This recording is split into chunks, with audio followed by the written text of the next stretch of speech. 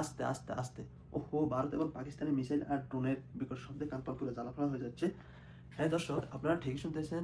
অবশেষে ভারত এবং পাকিস্তান এবার কিন্তু পঞ্চমবারের মতো সরাসরি যুদ্ধে একরকম লিপ্ত হয়েছে। এখন যে যুদ্ধটা চলছে এটা মূলত তাদের পঞ্চমতম যুদ্ধ। এর আগেও কিন্তু ৪-৪ টা যুদ্ধ হয়েছিল। কিন্তু ১৯৬৭ সালে যেটা ভারত-পাকিস্তান যুদ্ধ ওটা কিন্তু বড় ধরনের সংঘাত ছিল। আর এর পরেরগুলো কিন্তু হুমকি-ধমকির মধ্যে সীমাবদ্ধ ছিল। কারণ ভারত-পাকিস্তানের এর আগেও কিন্তু ১৯ সালে বা আরো আগে ১৭ সালে যে একটা সামরিক টানটান উত্তেজনা ছিল ২ দেশের মধ্যে। অর্থাৎ ২ দেশের সীমানার আকাশ সীমানার মধ্যে ২ দেশ কিন্তু কিছু যুদ্ধবিমান উড়িয়ে এরপর ঘুরিয়ে ফিরিয়ে কিন্তু আলোচনার মাধ্যমে এটার সমাধান হয়েছিল। এবারের যুদ্ধটা কিন্তু পুরোপুরি ড্রোন, মিসাইল এবং সরাসরি লেটেস্ট মডেলের যুদ্ধবিমানের কিন্তু সরাসরি কিন্তু অ্যাকশন চলছে। তো এখন এবারের এই যে যুদ্ধটা এখানে ভারত-পাকিস্তানের এটা মূলত ভারত নিয়ন্ত্রিত যে কাশ্মীর, জম্মু কাশ্মীর এখানে গত ২২শে এপ্রিল তারিখে পহেলগামে ২৬ জন পর্যটককে বিশেষ করে নাম পরিচয়, হিন্দু পরিচয় শনাক্ত করে কিন্তু তাদেরকে গুলি করে একে, একে হত্যা করা হয়েছে। এবং হত্যাকারীরা কিন্তু পরবর্তীতে আবার পালিয়ে গিয়েছিল। এরপর এরপর থেকে এই যে এখন যে যুদ্ধটা চলছে এরপর থেকে এটার অ্যাকশন শুরু হয়েছে। এটাকে কেন্দ্র করে মূলত। এখন ভারত তাদের পররাষ্ট্র মন্ত্রণালয় থেকে বলছে যে, এটা মূলত এই যে যারা এই কাহিনী ঘটাচ্ছে, এটা মূলত পাকিস্তানের মদদপুষ্ট যে জঙ্গি বাহিনী বা জঙ্গি গোষ্ঠী তারা এই পাকিস্তান মদদ দিয়ে এটা করেছে। কিন্তু পাকিস্তান কিন্তু পররাষ্ট্র মন্ত্রণালয় থেকে জানিয়েছে তারা কিন্তু এ ধরনের কোনো কাহিনীর সাথে জড়িত নয়। তো এটাকে কেন্দ্র করে ভারত কি করছে? গত মঙ্গলবার দিবাগত রাত ১টার পর তাদের অপারেশন সিঁদুর পরিচালনা করছে এবং সেখানে কিন্তু আম যুদ্ধবিমান এবং মিসাইল দিয়ে কিন্তু পাকিস্তানের ৭ টি স্থানে আঘাত এনেছে, হ্যাঁ? এর মধ্যে আ বিশেষ করে তাদের পাকিস্তান নিয়ন্ত্রিত যে আজাদ কাশ্মীর, পাঞ্জাব অর্থাৎ বর্ডার সংলগ্ন যে অঞ্চলগুলো এগুলোতে কিন্তু ব্যাপক পরিমাণে আঘাত করেছে। তো এতে করে ভারত বলছে যে তাদের যে পাকিস্তানের যে মদতপুষ্ট জঙ্গি গোষ্ঠী বা সন্ত্রাসী গোষ্ঠী তাদেরকে তাদের বাড়িঘর বা আস্তানাগুলা গুঁড়িয়ে দিয়েছে এবং অনেকে মারা গেছে। কিন্তু পরবর্তীতে আমরা যতদূর দেখলাম বিভিন্ন নিউজে, বিভিন্ন সংবাদ মাধ্যমে এতে করে দেখলাম যে বিশেষ করে মসজিদেও আঘাত হয়েছে। এরপর সাধারণ যে লোকালয় ওগুলোতে কিন্তু হামলা হয়েছে এবং শিশু পর্যন্ত মারা গেছে, হ্যাঁ? তো কিন্তু ভারত কিন্তু বলছে যে জঙ্গি তারা আস্তানা ধ্বংস করেছে, জঙ্গি মেরেছে, হ্যাঁ? তো এখন এই যে সেই দিবাগত রাত মঙ্গলবার ১ম ভারত যে আগ্রাসন শুরু করেছে সেই থেকে এখন পর্যন্ত কিন্তু এখন অব্দি কিন্তু যুদ্ধ চলছে, হ্যাঁ? ২ দেশের মধ্যে গোলাগুলি চলছে। এরপর ড্রোন ছোড়াছুড়ি চলছে, হ্যাঁ? তো এই যে যুদ্ধ খেলা এতে করে ২ দেশের মঙ্গলবার থেকে এখন পর্যন্ত কার ক্ষয়ক্ষতি কেমন হয়েছে, কি পরিমাণ ক্ষয়ক্ষতির সম্মুখীন হয়েছে কোন দেশ, সেই বিষয়গুলো আপনাদের সামনে সংক্ষেপে তুলে ধরব। এখানে মঙ্গলবার যখন ভারত অপারেশন সিন্দুর পরিচালনা করে, তারা মূলত ওই রাত্রিতে ১ম রাত্রিতে ৫ টা যুদ্ধবিমান হারিয়েছে। তো এই যুদ্ধবিমানগুলোর মধ্যে রয়েছে ফ্রান্সের যে রাফাল ৩ টি আর রাশিয়ার একটা আছে সুখোই ৩০ সিরিজ, আরেকটি রয়েছে রাশিয়ার মিগ-29। এই ৫ টা যুদ্ধবিমান ভূপাতিত হয়েছে। যদিও ভারত কিন্তু এটাকে অস্বীকার করছে। ভারত বলছে যে মূলত তাদের একটা যুদ্ধবিমান হারিয়েছে ওটা কিন্তু যান্ত্রিক ত্রুটিপূর্ণ ছিল এই কারণে। তো এখন দেখুন ভারত কিন্তু এই যে আগ্রাসনটা চালাবে পাকিস্তানে, এটা কিন্তু তারা এর ১৫ থেকে ১৬ দিন যাবৎ এটার জন্য স্পেশালি ভাবে তারা পুরোপুরি ভারতীয় সেনাবাহিনীকে, সেনা, বিমান, নৌবাহিনী সব বাহিনীকে কিন্তু সব বাহিনীর সাথে বৈঠক করেছে। এরপর পরবর্তীতে সামরিক মহড়া চালিয়েছে এবং অ্যা যে যুদ্ধবিমানগুলো দিয়ে মূলত পাকিস্তানে আগ্রাসন চালাবে, এগুলা কিন্তু ভারত পূর্ণরূপে স্পেশালি ভাবে এগুলা যখন কোনো একটা দেশে অপারেশন চালায়, হ্যাঁ? তখন সবচাইতে লেটেস্ট এবং যেগুলা পুরোপুরি কার্যকরী এগুলা সবকিছু চেকিং করে তারপরে এই অপারেশন মিশনগুলো পরিচালনা করা হয়। এবং স্পেশাল যারা ফাইটার বিশেষ করে পা ইয়ে আরকি অ্যা পাইলট তাদেরকে কিন্তু এসব মিশনের জন্য কিন্তু মানে নির্বাচিত করা হয়ে থাকে। তো এখন যেহেতু ৫ টা যুদ্ধবিমান হারিয়েছে, তো ৫ টা কি ত্রুটিপূর্ণ ছিল? ৫ টা তো ত্রুটিপূর্ণ থাকতে পারে। হয়তো হ্যাঁ, কোনো কারণে একটা মানে যান্ত্রিক ত্রুটির কারণে সমস্যা হতে পারে। কিন্তু ৫ টা তো আর যান্ত্রিক ত্রুটির কারণে সমস্যা হয়নি। তো মূলত এই ১ম রাতে কিন্তু ভারত এই ৫ টা যুদ্ধবিমান হারিয়েছে এবং এই যুদ্ধবিমানগুলোর কিন্তু দাম অনেক বেশি। রাফালের একটা রাফাল যুদ্ধবিমানের দাম হচ্ছে প্রায় দুই ২০০ মিলিয়ন মার্কিন ডলার। এবং এই $২০০ মিলিয়ন মার্কিন ডলারের এই রাফালকে কিন্তু চীনের জে সিরিজের জে-10 যুদ্ধবিমান থেকে কিন্তু তারা পাকিস্তান কিন্তু পাল্টা মিসাইল নিক্ষেপ করে এগুলাকে ভূপাতিত করেছে। হ্যাঁ? তো চীনের জে-10 যেগুলা যুদ্ধবিমান এগুলো 4.5 জেনারেশনের এগুলা কিন্তু মূলত ৪০ মিলিয়ন মার্কিন ডলার। রাফালের তুলনায় অর্ধেকের চাইতে দাম কম। কিন্তু ভালো কাজ করে। রাফাল হচ্ছে মূলত ২ ইঞ্চির বিশিষ্ট আর একটা হচ্ছে চীনটা ছিল ১ ইঞ্চির বিশিষ্ট। কিন্তু উভয় যুদ্ধবিমান কিন্তু পারমাণবিক ওয়ারহেড বহন করতে সক্ষম। তো এই যে মূলত দেখো প্রথমে ৫টি যুদ্ধবিমান হারিয়েছে প্রথম রাতে। এরপর আর পাকিস্তানের যে তারা আঘাত করেছে মিসাইল দিয়ে।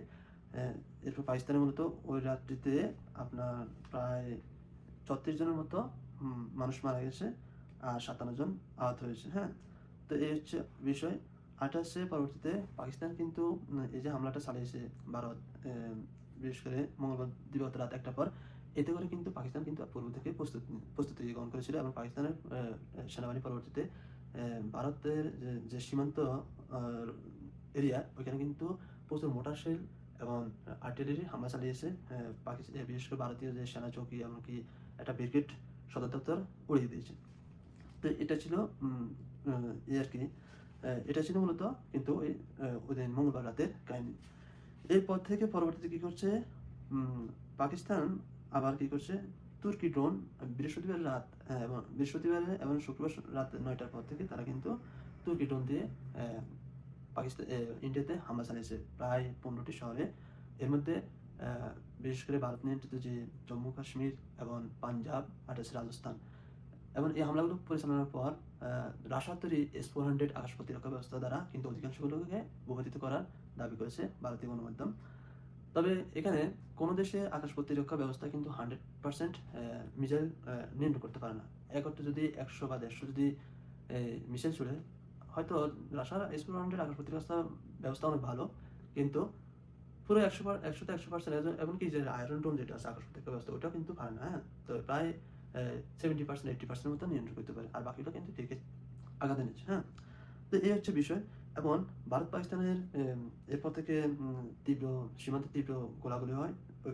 এর পরবর্তী দিনে ভারতীয় প্রায় ৫০ সেনা নিহত হয়। অপরদিকে ভারত কি করছে, আপনার ওই যে পাকিস্তানের লাহোর, করাচি, এরপর ইসলামাবাদ, বিশেষ করে লাহোর এবং করাচি যে গুরুত্বপূর্ণ নগরী, এগুলোতে ইসরায়েলি ড্রোন ছড়েছে, হ্যাঁ? ইসরায়েলি ড্রোন পাঠিয়েছে, এগুলো নজরদারি এবং কিন্তু অ্যাটাক ইন্ডুস কাজে ব্যবহৃত হয়ে থাকে। তো এতে করে কি হয়েছে, পাকিস্তানের আকাশসীমা ভেদ করে ওগুলো যখন নগরী এরিয়াতে ছিল তখন পাকিস্তানের সেনাবাহিনী এগুলোকে গুলি করে ভূপাতিত করার দাবি করে। এটা হচ্ছে পাকিস্তানের তথ্য। তো প্রথম দিন ২৫টি, পরবর্তীতে টোটাল এই পর্যন্ত ৪৮টি ইসরায়েলি ড্রোন তারা ভূপাতিত করেছে। আর ওই দিন ইসরায়েলি এই ড্রোনের আঘাতে একজন সাধারণ বেসামরিক মারা গেছে এবং প্রায় ৫ জন আহত হয়েছে। এই হচ্ছে বিষয়। আরেকটি বিষয় হচ্ছে এখন কিন্তু পাকিস্তান যদিও আকাশপথে এবং স্থলপথে ভারতীয় সেনাবাহিনীদেরকে অনেকটা নাকানি চুবানি দিয়েছে, কিন্তু বিশেষ করে যেটা নৌশক্তির দিক থেকে কিন্তু ভারতের তুলনায় পাকিস্তান অনেকটাই পিছিয়ে আছে।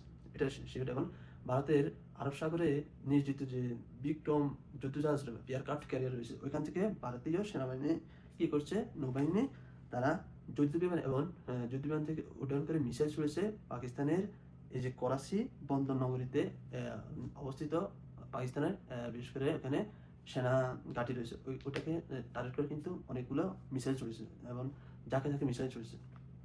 তো ওই মিসাইলের আঘাতে পাকিস্তানের বিশেষ করে করাচি বন্দরটা পুরোই কিন্তু একদম নাজেহাল অবস্থা। করাচি বন্দর অনেকটা ক্ষয়ক্ষতির সম্মুখীন হয়েছে এবং ওই মিসাইলগুলোকে বেশি একটা আটকাতে পারেনি, এই আর কি। তো এখন এই যে নাজেহাল অবস্থা তাদের, বিশেষ করে বন্দর নগরী করাচি খুবই ক্ষতিগ্রস্ত হয়েছে। তো এটাতে কিন্তু পাকিস্তান সেনাবাহিনীর মুখপাত্র প্রধান তিনি বলেছিলেন যে মূলত আকাশ থেকে যখন মিসাইলগুলো চলে তখন কিন্তু ওগুলা সময়সীমা মানে রাডারে ধরার যে সময়সীমাটা এটা কম থাকে, আর অপরদিকে ভূমি থেকে যদি নিক্ষেপ করে তাহলে এটা কিন্তু উড্ডয়নটা এবং আঘাত করাটা কিন্তু সময় একটু বেশি লাগে। এতে করে কিন্তু পাকিস্তানের যে আকাশ প্রতিরক্ষা ব্যবস্থা রয়েছে এগুলো মূলত ভূমিতে উড্ডয়ন করে যে মিসাইলগুলো এগুলো কিন্তু নিয়ন্ত্রণ ভালো করতে পারে।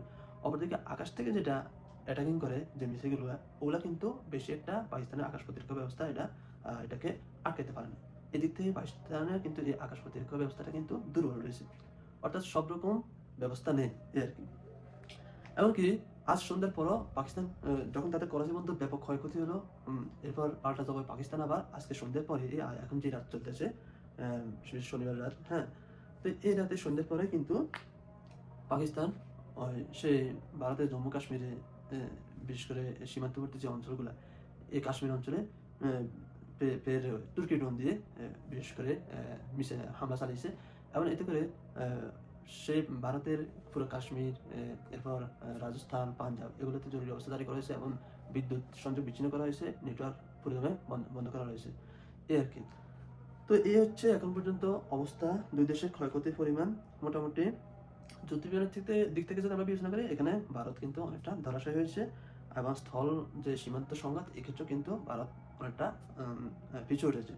অপরদিকে নৌশক্তির দিক থেকে কিন্তু আবার পাকিস্তান অনেকটা ধরাশায়ী হয়েছে, অর্থাৎ ভারত এখানে আবার কিন্তু এগিয়ে রয়েছে, হ্যাঁ? কারণ তাদের যে একটা দেশের যে প্রধান বন্দর, এই বন্দরটাকে অনেকটা অচল করে দিয়েছে। তো এই হচ্ছে অবস্থা, পরিস্থিতি থমথমে চলছে। তো দেখা যাক পরিস্থিতি কোন দিকে যায়। তো অতীতের যে মনে হয় না পরিস্থিতি অতটা স্বাভাবিক হবে। পরিস্থিতি কিন্তু আরো খারাপ হওয়ার সম্ভাবনা রয়েছে। তো এই ছিল এখন পর্যন্ত আলোচনা। আশা করি আলোচনা যদি ভালো লাগে আপনারা বিশেষ করে ভিডিওটাকে শেয়ার করবেন। আর আ কারো কোনো কিছু জানার থাকলে অবশ্যই ভিডিও কমেন্ট সেকশনে কমেন্টস করবেন। সকলে ভালো থাকবেন। আল্লাহ হাফেজ।